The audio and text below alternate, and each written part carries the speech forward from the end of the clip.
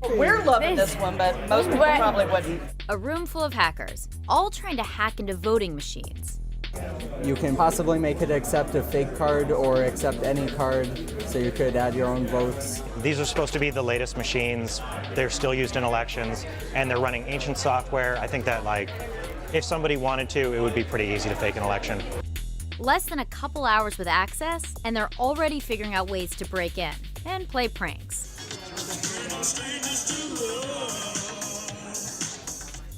But it gets more serious. So you could leave the security key into it and still inject. I feel like I'm the only one here that hasn't found a vulnerability. It's not what you think. They've all been invited here to demonstrate just how vulnerable the tech we rely on for our elections can be. The experiment is the brainchild of Jake Braun. He's a former security advisor for the Obama administration. You know, with everything that happened in 16, what we're trying to do is get this industry to mature from a cybersecurity perspective, so you don't have folks saying what they are now, which is things like machines are unhackable or databases are air-gapped and can't be changed. It's not clear if any actual machines were infiltrated in the 2016 election, and no one has suggested any physical votes were changed. But intelligence officials agreed that Russia was able to meddle with other election-related systems. This inspired Braun and the organizers of this year's DEF CON hacking conference to collect over 30 pieces of voting-related equipment, including voting machines and a mock elections office, and tell a group of hackers to try any means necessary to break into and reverse engineer them. And it didn't take long. Several were compromised within the first hour and a half.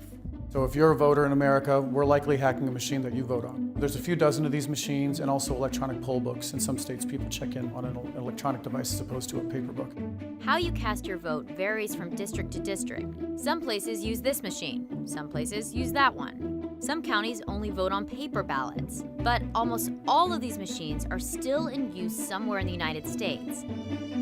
Some of the hacks might not work if your district has updated the software on the machines, although many don't.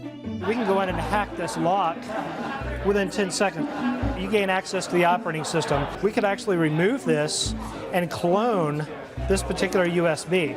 We could go back and start looking at and reverse engineering what's on this image and determining the various ways that we can impact this particular operating system. When people are going after machines, You guys, no one will believe you. if they see XP, they're very happy. Is it good Lord? Did he just say good Lord? I like that every time it reboots to Windows XP, you hear people groaning behind us. The machines you use to cast your vote aren't the only point of entry for attackers. Other election-related systems, like campaign networks and registration databases, are also at risk. The vulnerabilities at the voting machine level are very localized, and what we're trying to simulate out here is the entire back-end network.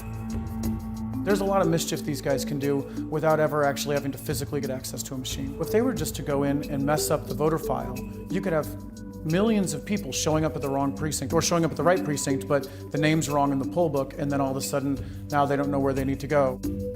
Intelligence officials have stated that Russia was able to influence the election without the need to penetrate actual voting machines by breaching DNC computers, accessing staffer emails and opposition research.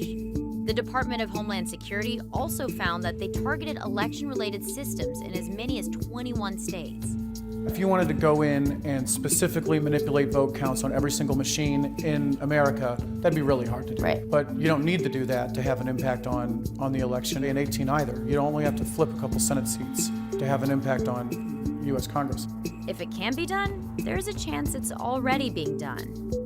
If a nation state, a criminal organization, if they would start doing this, they would have stolen databases, they would have stolen machines, they would have manuals, they would have studied. Right. They have started with nothing a few hours ago. The uphill battle they have fought to get where they are is incomprehensibly more difficult than what real criminal would need to do. Do you think that nation states, real criminals, already have an idea of some of the vulnerabilities that are being discovered today? Absolutely. It's all documented. It's in public documents. Right. It's not hiding anywhere.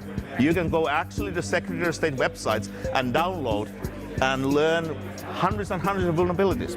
By the end of the weekend, all of the available machines had been hacked successfully, including an electronic poll book system that still contained the personal data of over 650,000 Tennessee voters in Shelby County, information that hadn't been properly wiped before the machines were resold. The county's administrator of elections told CNN Tech that they are looking into the incident, and that as far as they're aware, the information exposed on the poll book is already publicly available through a request to the Board of Elections. When reached for comment, manufacturer Election Systems and Software told CNN Tech, unrestricted access to a voting unit in an uncontrolled environment is not a legitimate test. We've extended an invitation to the organizers of DEF CON, inviting them to visit our home office, meet our developers, and engage in a collaborative discussion regarding voting system security. To date, we have not received a response. Dominion Voting Systems did not respond to our request for comment. The plan is to eventually present the event's findings to Congress. What the election industry needs to do is start working together with our national security agencies to share threat information, understand when the bad guys get in, and then get them out when they do. If we don't get our act together quickly, this could be one of the biggest threats to American democracy in our history. Do you believe that right now we are in a position where the 2020 election will be hacked? Oh, without question. I mean, the 2020 election will be hacked no matter what we do, even if we're as more successful than I even think we could be in securing our elections. The question is, will we be able to identify the attacks before they can have an impact on the election through things like audits of vote counts? And can we get the bad guys out before they can do something bad?